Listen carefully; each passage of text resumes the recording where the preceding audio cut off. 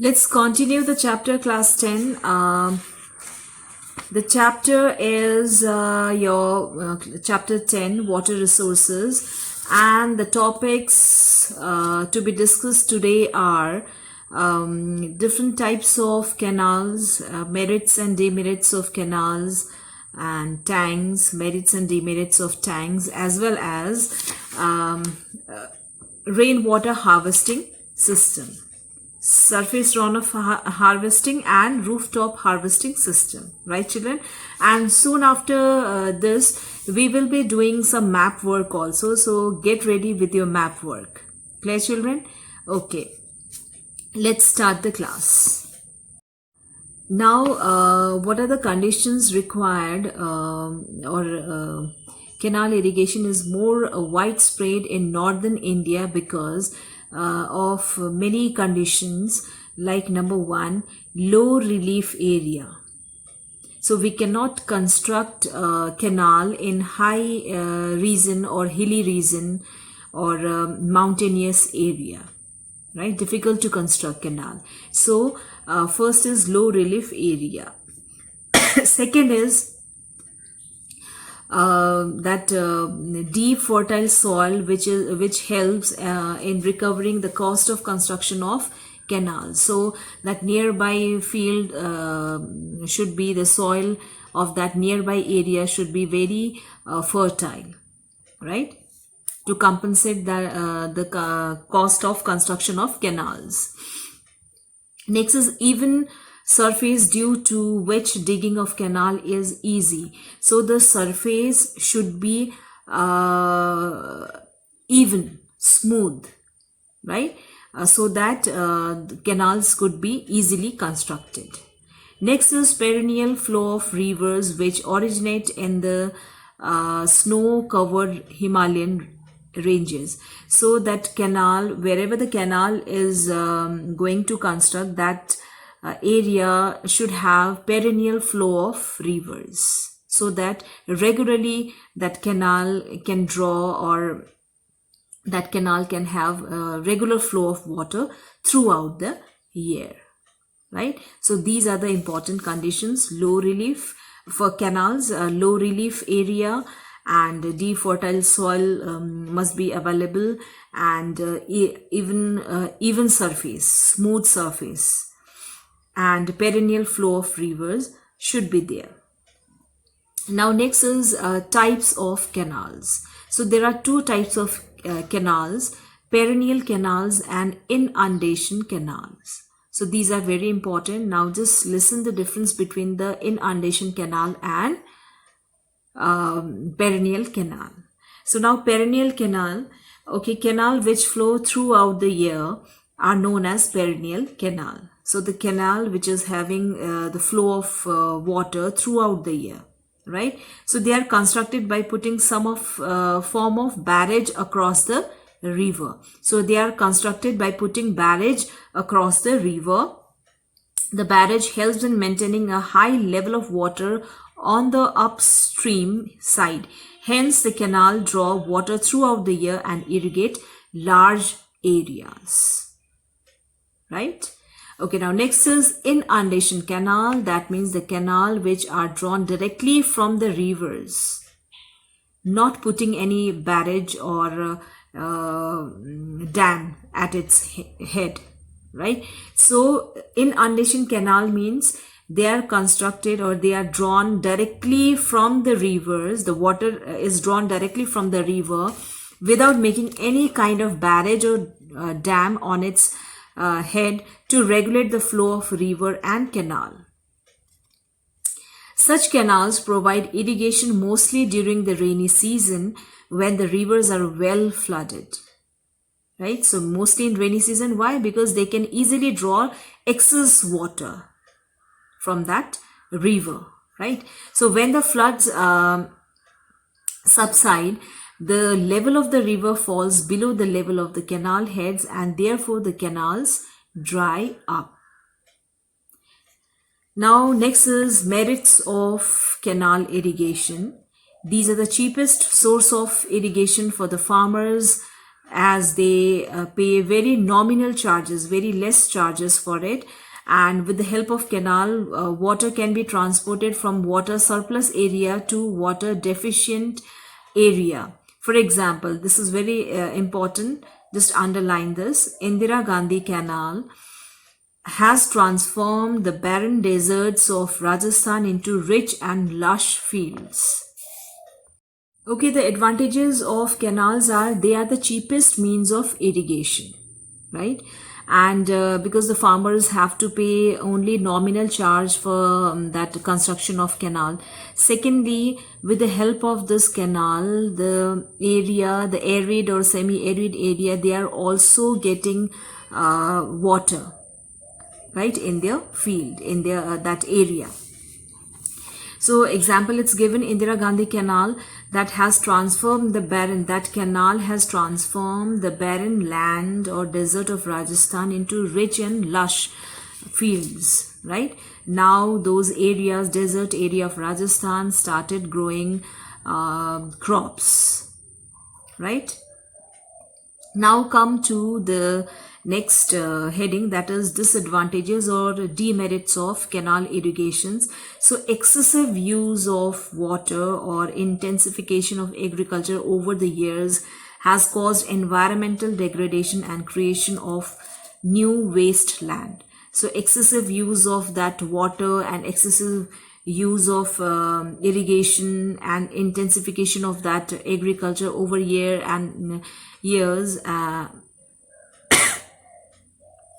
has caused what? Environmental degradation, right? There have been problems with water logging caused by excessive irrigation, seepage and poor drainage also.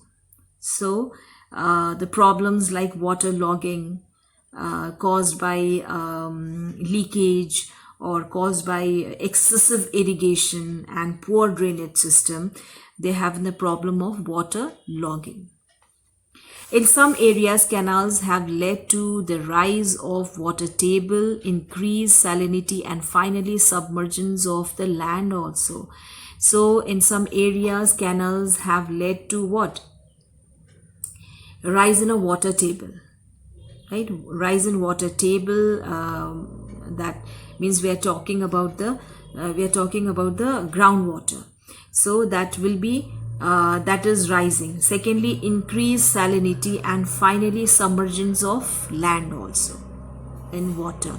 They have also been responsible for changing crop pattern of some regions, as like the tube well, this canal irrigation also responsible for changing the cropping pattern of some areas or some regions, right? Now, there are different ways to improve the canal irrigation. Number one, the canals can be built by public-private relationship, and grid system should be encouraged, and subsidy on canal water should be given to the small farmers. So the small farmers means poor farmers or the farmers who cannot afford. So those farmers, this the government should give them subsidy, right? Now next is come to the next topic, that is tank irrigation. Now tank irrigation consists of water, storage of water which has been developed by constructing a small bund of earth or stones built across a stream, right? So and tanks are they vary in sizes, right? So they are small as well as big also, right? So there are about 5 lakh big and 50 lakh small tanks irrigating over 31 lakh hectares of agricultural land in India. So the tank irrigation, and this tank irrigation or a tank irrigated land is reducing primarily due to the use of or increase of canals and well irrigation nowadays, right? So tank irrigation is mostly used in South India like Tamil Nadu, Andhra Pradesh, Karnataka, Odisha, etc. because the tank irrigation is more important in the Deccan Plateau. Why tank irrigation is very much popular or very important in Deccan Plateau? Because the terrain of Deccan Plateau is undulating and is made up of hard igneous rocks, right? So which makes it difficult to dig canals and wells. So the first point is why tank irrigation is important in the Deccan Plateau, because Deccan Plateau, it is made up of a hard crystalline ancient rocks, volcanic rocks. So that is very hard and difficult to dig canals and difficult to canal wells there, right? Secondly, there is a little percolation of rainwater due to hard rock structure, and underground is not available in the large quantity. The ground is very hard.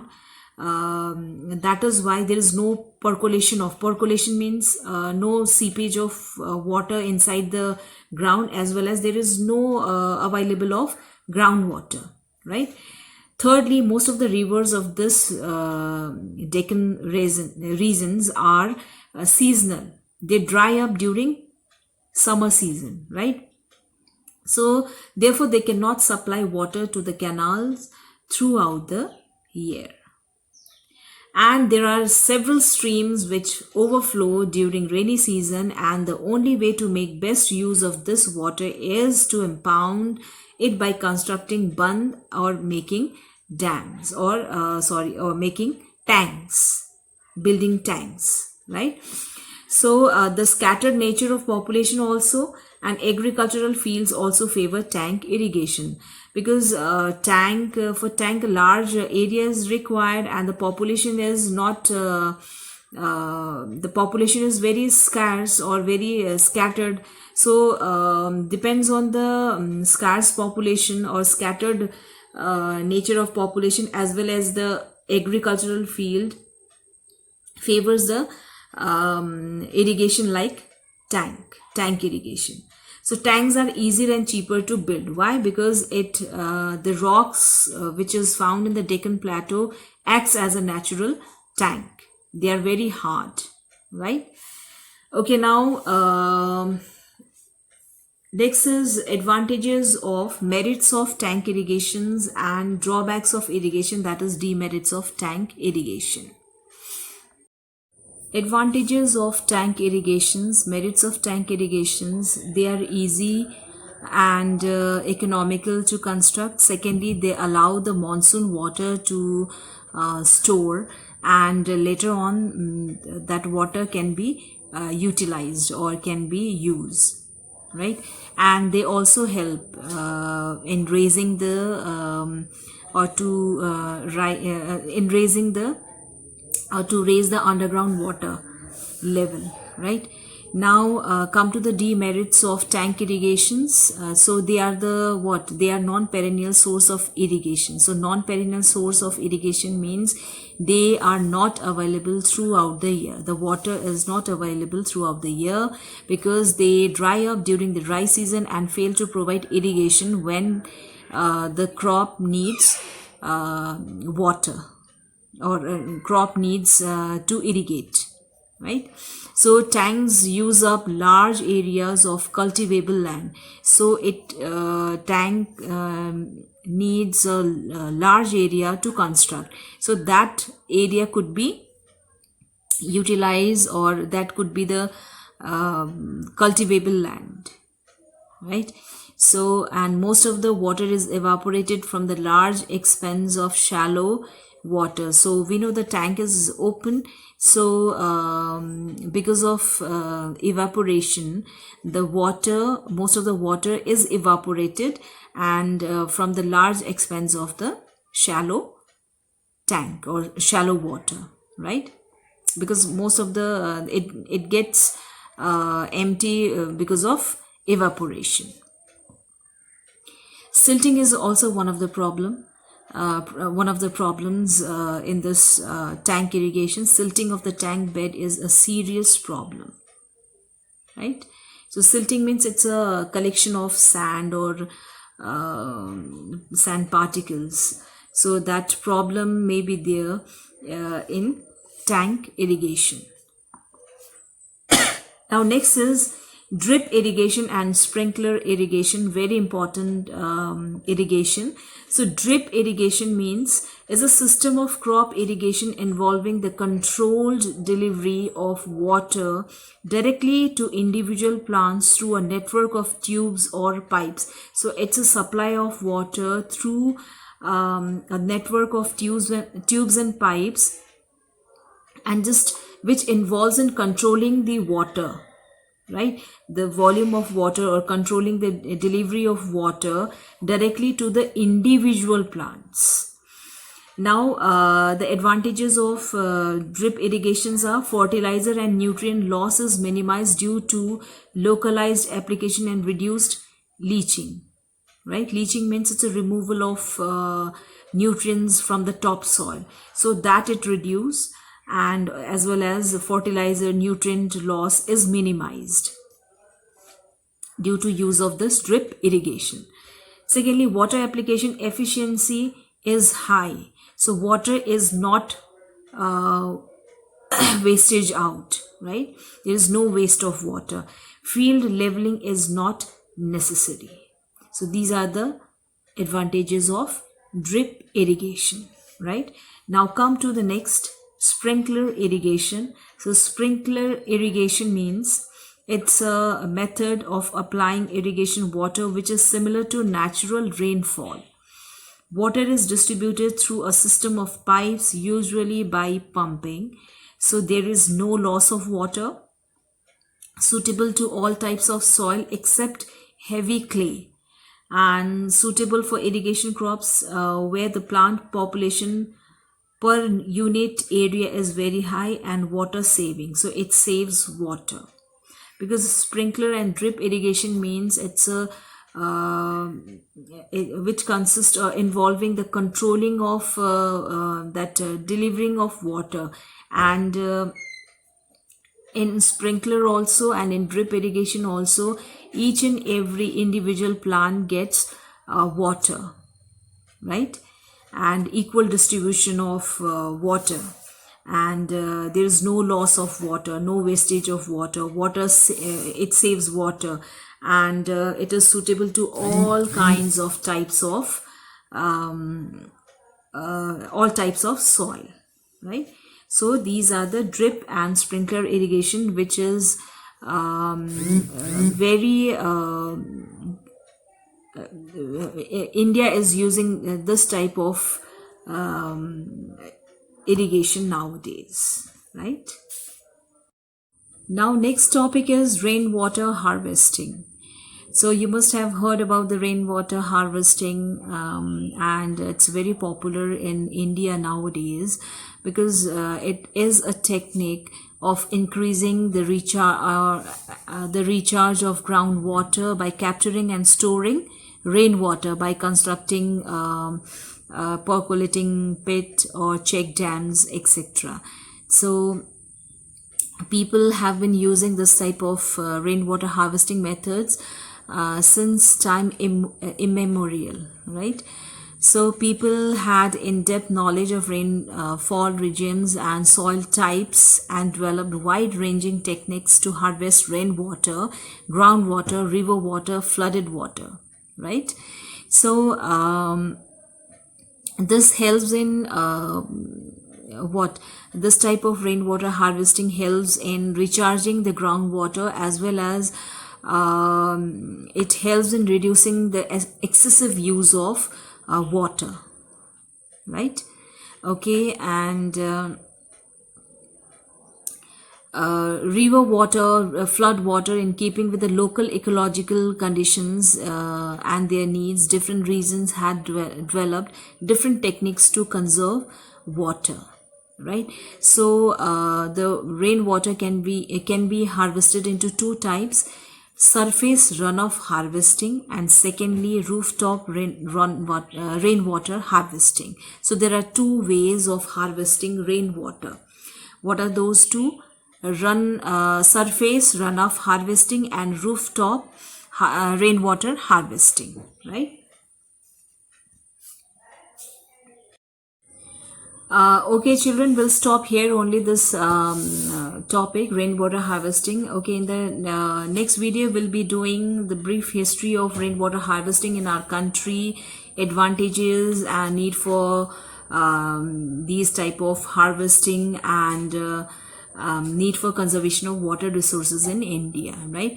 So let's take out your map, and we'll start map work, river map of India. Let's start. Okay, class, let's do the map work, rivers of India. So are you seeing rivers here, streams, black streams are there? So these are the rivers of India, important rivers of India, right? And I suggest you to mark here this river, one more river here. This is Tungabhadra.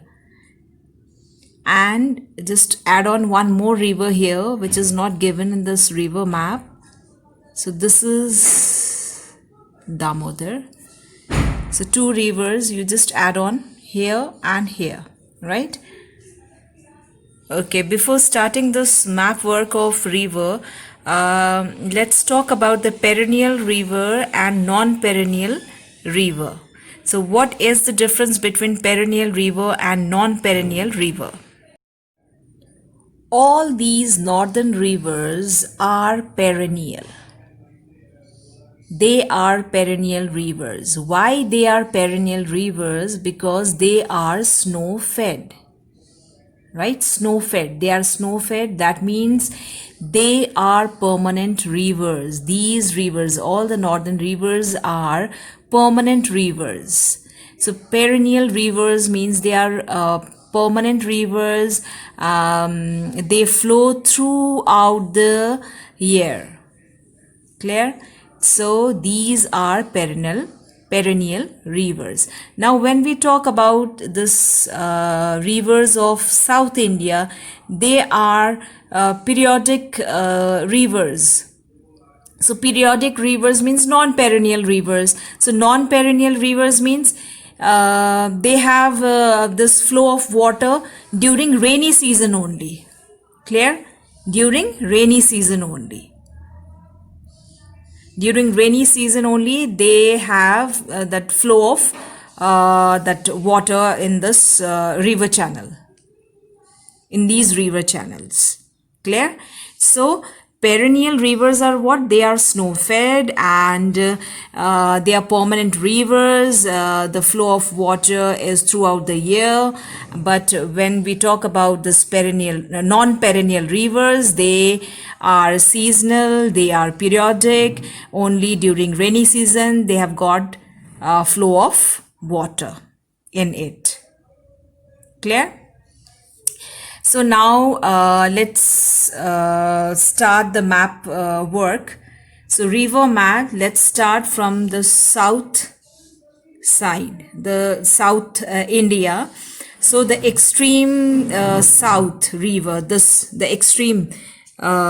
south river is, just do write, this is Kaveri. Kaveri, Kaveri, or we can write Cauveri, Kaveri. Right? So this is Kaveri river. Do write here only Kaveri. Now next, this is Krishna, river Krishna. Krishna, Krishna, river Krishna. Now this which we just added here, this is Tungabhadra. Tungabhadra, Tungabhadra river, and this is river Krishna. Clear? River Krishna, and this is river Tungabhadra. Now the longest river of south. So this is Godavari.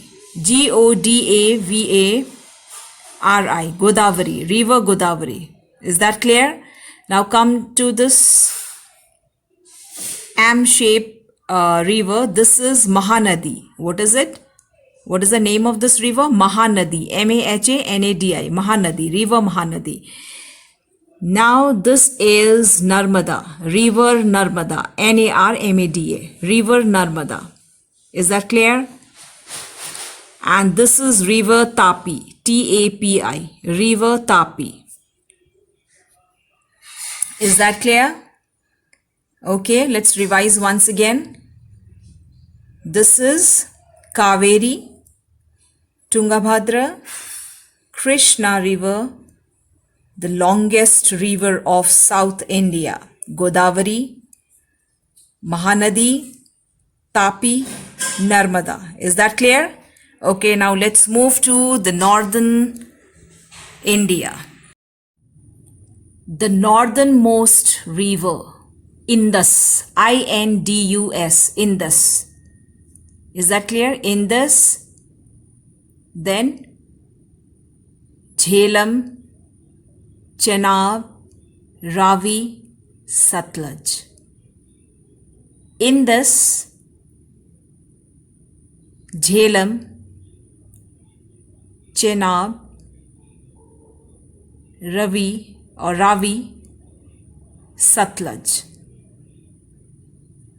Once again, Indus, Indus, Jhelum, Jhelum, Chenab, Chenab, Ravi, Satlej or Luj, Satluj.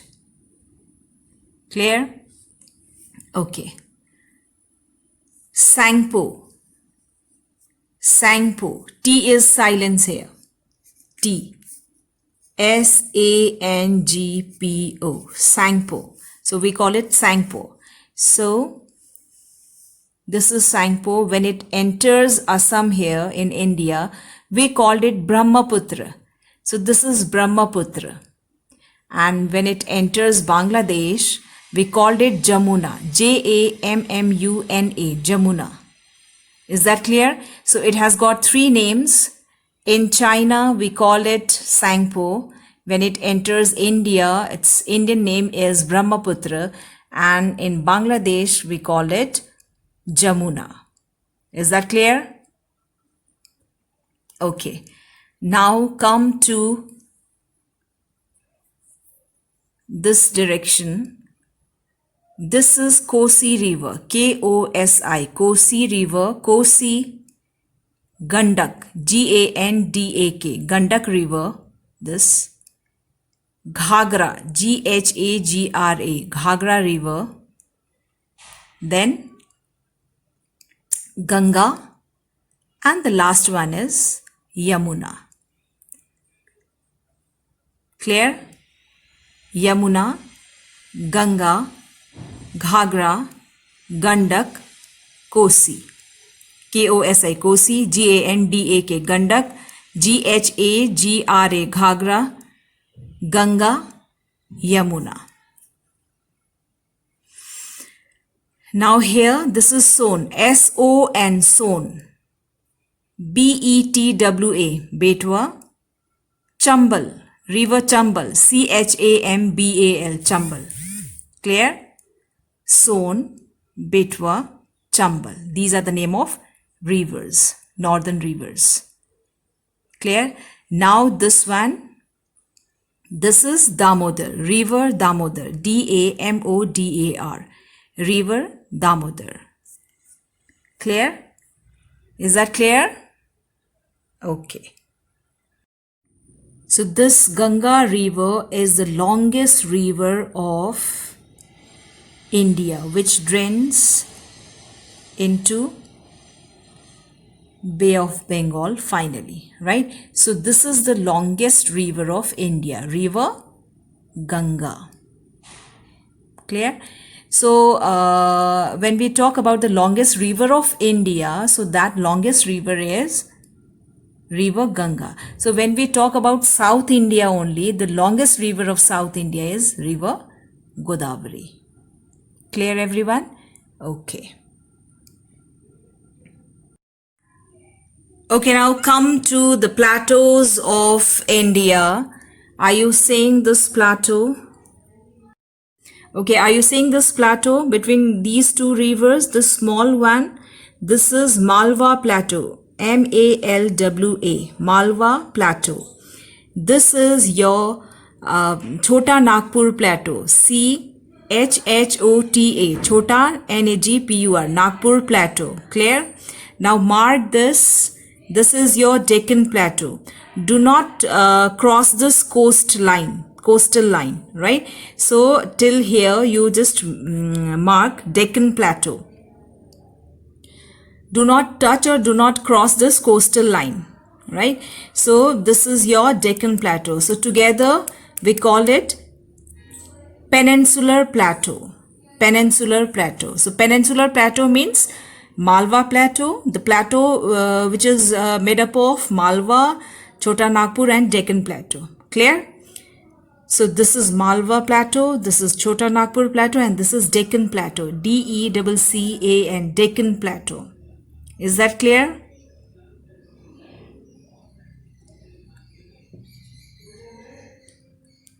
Do write the name of these plateaus.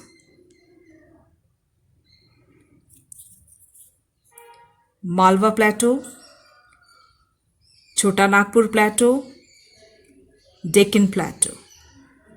Clear? Okay. That's all for the day, children. I hope you have enjoyed the explanation of the chapter as well as the map work also. So in the next video, we'll continue this chapter, water resources, as well as we'll do some more map work. Right, children? Okay, till then, stay safe, be safe. Thank you.